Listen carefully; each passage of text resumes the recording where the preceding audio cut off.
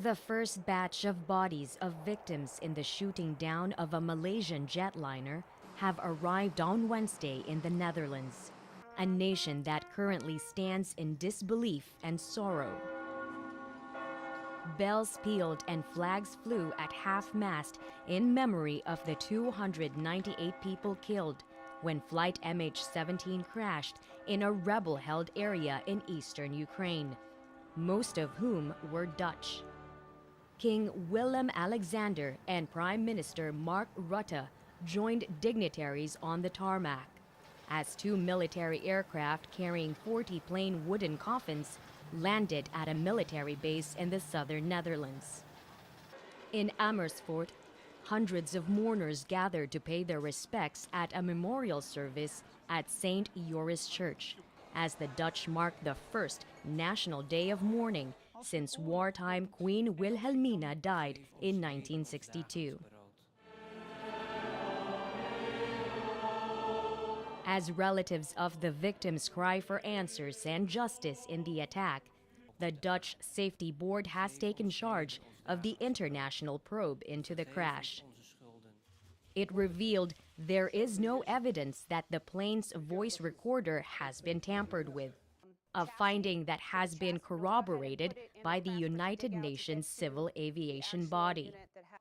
The recorder, along with other flight data gathered from the jet's black boxes, are seen to shed light on the tragedy that has further heightened already simmering tensions between the Ukraine and Russia.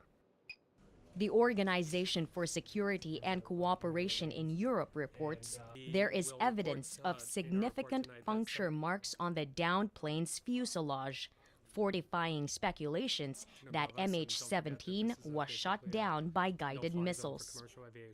Ukrainian rebel commander Alexander Khodakovsky admitted pro-Russian separatists in eastern Ukraine had the SA-11 Buk missile the West and Kiev said may have been used to shoot down the jet. But Russia has strongly denied supplying the separatists in East Ukraine with the anti-aircraft missile systems. Last night, two Ukrainian fighter jets were also brought down in rebel-held territory in the east, not far from where MH17 crashed. Authorities said missiles used in this attack might have been fired from Russia. A spokesman from Ukraine's Security Council says the fighter planes were shot down very professionally, casting doubt on pro-Russian rebels' claim that they downed the jets on their own.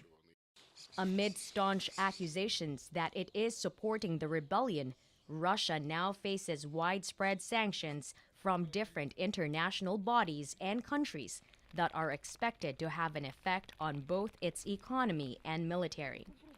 Meantime, the Philippine embassy in Hague says Lilia Pebellon, the sister of Irene Gunawan, one of the 3 Filipinos who perished in the MH17 crash, has provided her DNA sample to Dutch authorities for the immediate identification of the remains of her relatives.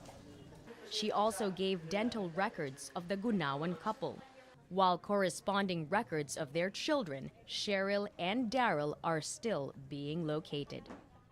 Roanna Jamir reporting.